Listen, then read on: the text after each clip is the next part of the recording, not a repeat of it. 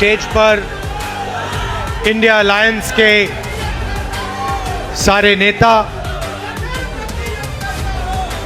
Stage पे distinguished guests, civil society से जो आए हैं, और भाइयों और बहनों, आप सबका मैं दिल से यहाँ स्वागत करता हूँ।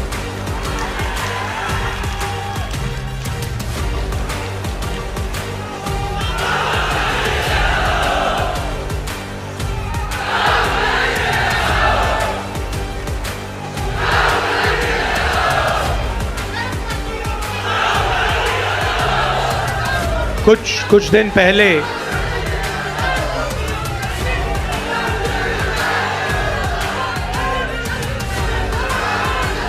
अच्छा बोलने तो दीजिए। कुछ दिन पहले हमने बिहार में ये वोट अधिकार यात्रा शुरू की।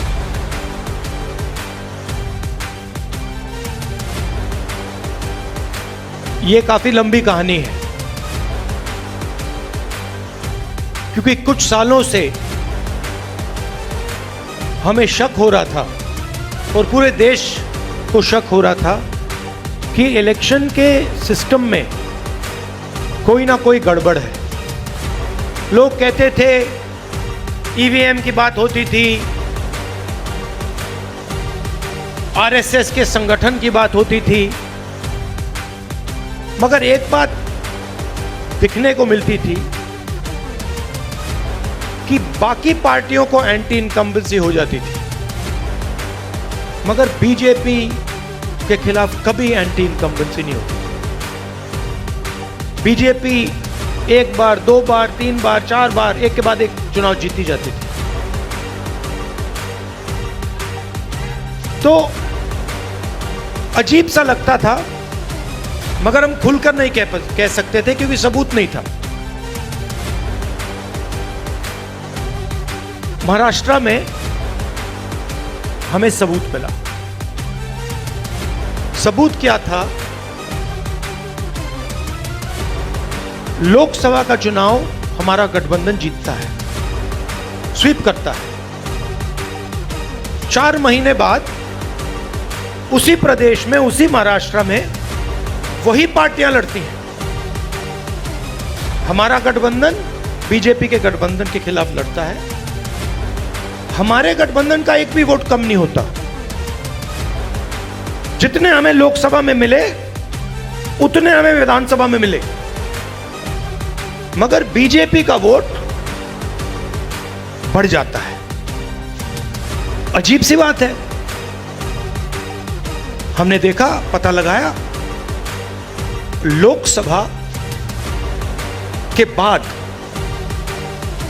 तकरीबन 1 करोड़ नए वोटर, 1 करोड़ नए वोटर इलेक्शन कमीशन ने लिस्ट में डाले।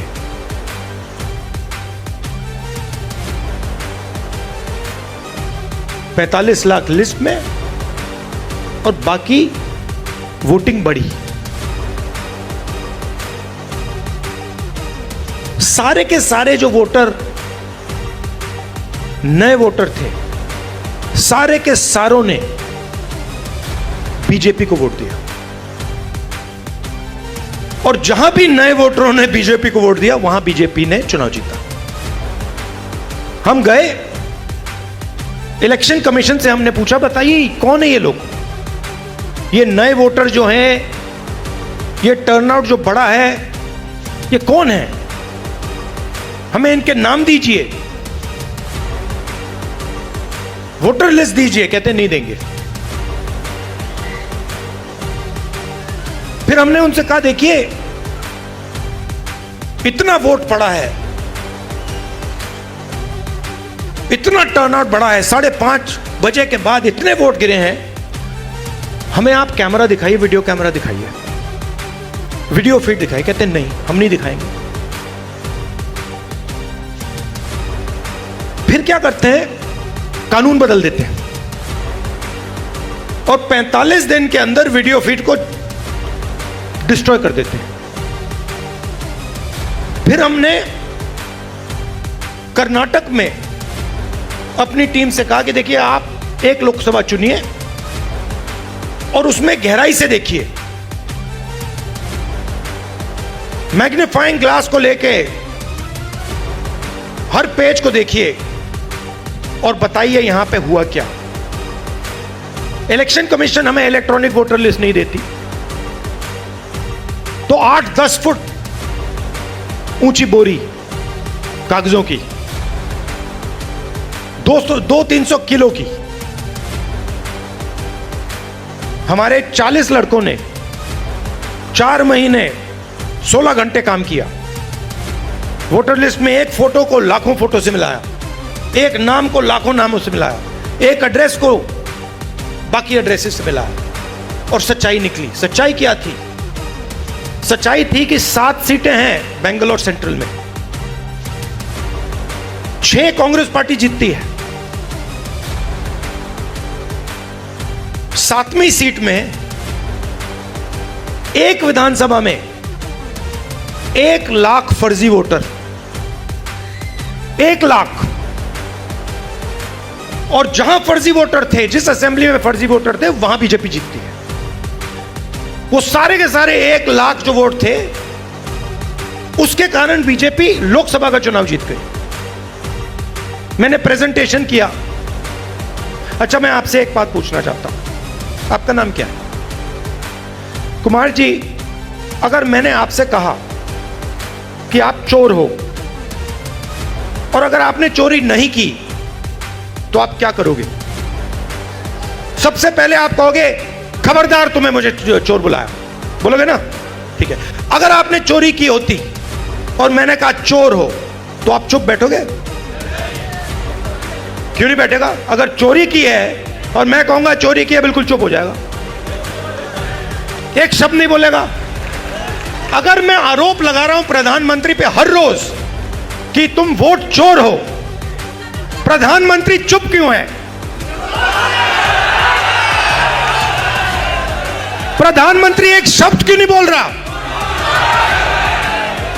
क्योंकि प्रधानमंत्री वोट चोर है और वो जानता है कि हमने उसको पकड़ लिया है।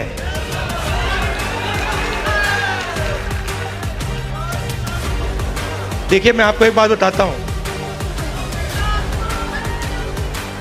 देखिए, हमारा जो काम है ना, मेरा जो काम है, मेरे बारे में आप दो चीजें समझ लीजिए। सबसे पहले, अगर मैंने किसी चीज के बारे में मन बना लिया तो फिर मन बना लिया। और दूसरी चीज, मैं सुपरफिशियल बात नहीं करता हूं, मैं गहराई से चीजों को समझकर काम करता हूं। अब आप एक बात समझिए और सुनिए। जब वोट चोरी होती है तो इस संविधान पर आक्रमण होता है। इस संविधान में लिखा है कि हिंदुस्तान के एक नागरिक को 1 वोट मिलेगा, चाहे वो अंबानी हो, चाहे वो सबसे गरीब व्यक्ति हो, किसान हो, मजदूर हो, वोट 1 मिलेगा। माधवापुरम में एक व्यक्ति का नाम 4-5 बार वोटर लिस्ट पे आता है। यह संविधान पर आक्रमण है और यह हम नहीं सहेंगे, यह हम नहीं होने देंगे। अब आप अच्छी तरह सुनिए, और जो मीडिया वाले मित्र हैं, इसको आप अच्छी तरह लिख लीजिए। मैं गहराई में जाता हूं। हमने जो काम माधवपुरा में किया है,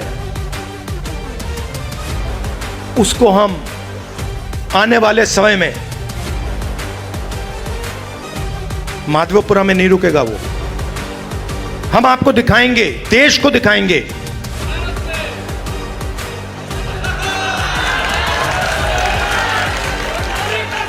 मोदी जी, मैं आपको बता रहा हूं, मोदी जी डरे हुए हैं, क्योंकि मोदी जी को बात समझ आ गई है कि अब चोरी पकड़ी गई है और अब वो भाग नहीं सकते हैं।